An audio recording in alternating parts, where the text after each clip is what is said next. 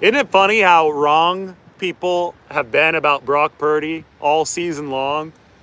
And now the very last stragglers of this legion of people who pretend like they know football but don't know football is gasping for air. Now they're going to some kind of yak EPA argument that doesn't even make sense. It's pretty funny, to be honest.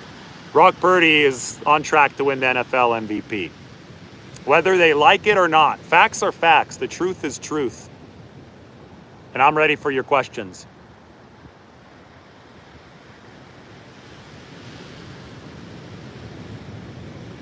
Do I think that Kalia Davis will have a chance to show the 49ers what he's made of? Of course. If Hargrave and Armstead can't go, it means a bigger role for him, especially on running downs, because he's a big body like DJ Jones in the middle. Hargrave has a chance to play, but we won't know until later this week if he will indeed play for the 49ers.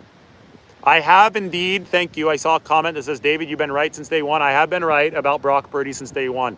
Said after week 4 that he's on track to win the MVP. Now, that's a bold statement. I could have looked really bad if that wasn't the case, but I only speak truth. So we don't need to exaggerate stuff on this channel because we just watch the tape. We watch the analytics. We put the two together. We use our brains. And after Purdy lit up Arizona in week 4 with a, 95, 96% completion rate, I said, okay, this guy's on track to win the MVP. He's just got to keep this up. I was watching him go through his progressions. I was watching him throw Brandon Ayuk open on a bomb downfield. All that stuff was happening. My eyes weren't lying to me. And all that stuff added up to Brock Purdy being on track to win the MVP. Lo and behold, he's sustained and even improved on his level of play. And now he's ready to actually win the NFL MVP. Purdy is going to have a hell of a chance at a closing statement. First off, Arizona's the number 31 defense in the league. That's against the pass.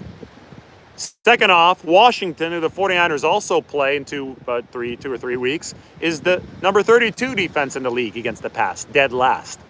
So Purdy gets to play 2 of the worst pass defenses in the league over the next 3 weeks.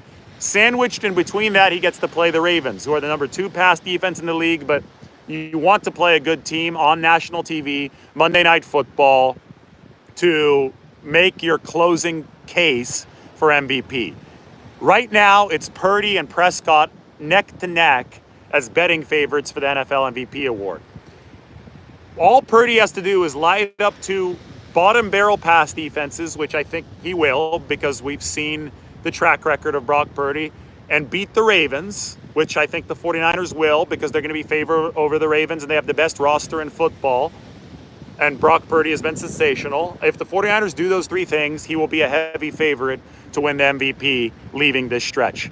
Add on to that the fact that the Dallas Cowboys play a really tough stretch that I think is harder than what the 49ers are going through with Miami, with Buffalo. And there's a chance that Dak Prescott, who has been significantly worse against against good competition than Brock Purdy has. Prescott has feasted against bad competition. There's a real chance that the Cowboys and Prescott lose one of these upcoming games, and that would essentially seal it for Brock Purdy. So what we saw after week 4 is absolutely coming to fruition right now. And I think it's really clear, and it's not even close, that Purdy is playing the quarterback position at the highest level of any NFL quarterback right now. He's playing the position at a higher level than Mahomes. He's playing it at a higher level than Josh Allen. He's definitely playing it at a higher level than Dak Prescott. Watch the tape. Watch the anticipatory throws. Watch how Purdy is not just taking the intermediate check down. And I call that a check down just because that would be his version of a check down because he never checks it down short. But watch how he's aggressively waiting and delivering deep. Deebo Samuel on the 54-yarder was far down on the progression list, and Purdy aired it out. He is raising the ceiling of this 49ers offense. Brock Purdy is the system in many ways. I mean, this system doesn't have the explosiveness of the greatest show on turf Rams if Brock Purdy is not as aggressive as he is. I mean, he is completely balling out right now. at a level the 49ers have not yet seen at quarterback in their franchise history. And this is the franchise of Joe Montana.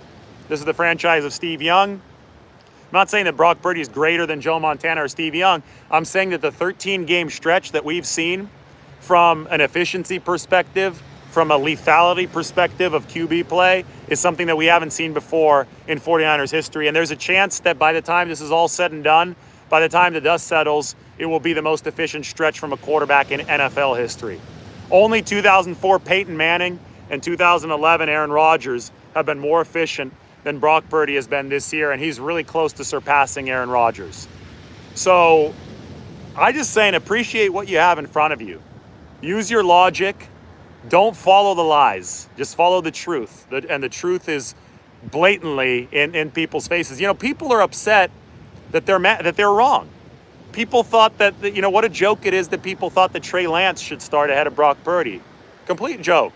And if you are, you know, if you pull up receipts on people now, they lose all credibility with that take. That take was so bad that it loses all credibility. So they don't want those receipts to come up.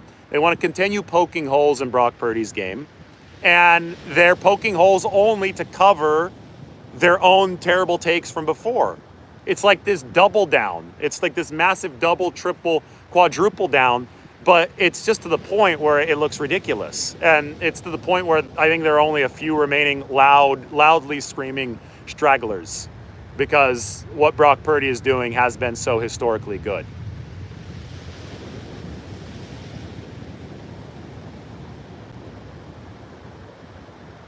It's Roy Batty says noise. It is noise. It's just noise at the end of the day. Reason is always going to win out over noise, but it might not be as loud. So it's one of those things where you just have to keep on repeating the facts.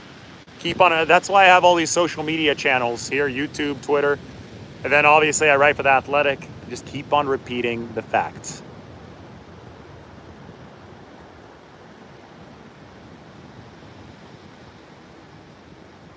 Do they treat Purdy like they do because of him being the last draft pick? I think that's a lot of it. I think that when I talked to Trent Williams about it, that interview went viral on Sunday. That was Trent Williams' theory. He was like, yeah, I mean, people are, the scouting community is trying to cover its ass in this situation, because how did everybody miss on him, including the 49ers? The 49ers missed on him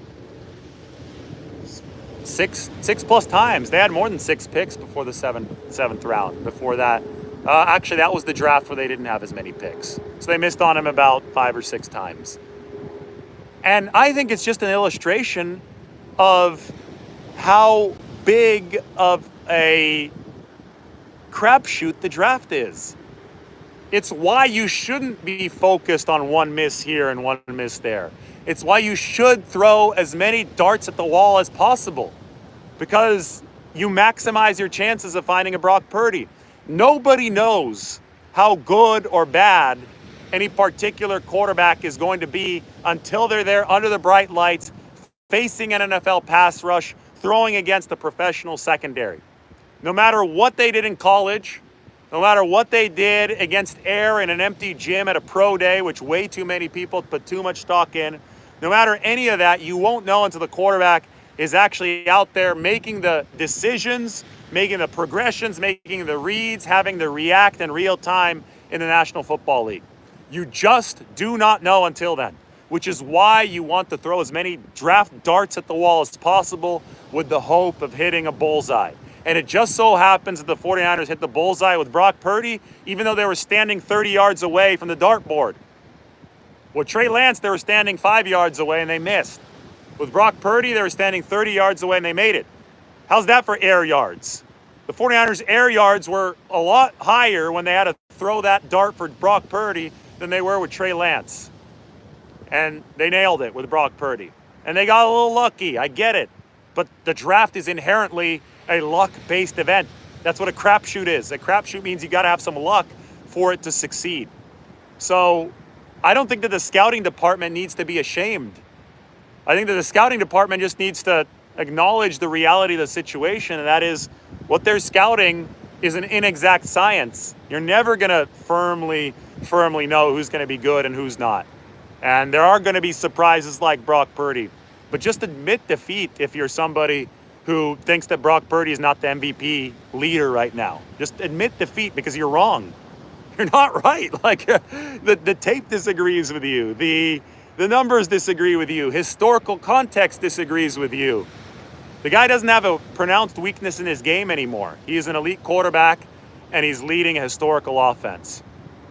Yeah, Tom Brady went in the 6th round too. We have precedent for this. We have precedent for the draft being a crapshoot that has produced one of the greatest players of all time in the late round, in the 6th round. We shouldn't be freaking out and acting like this is unheard of, that Brock Purdy is coming out of the 7th round to become a great player.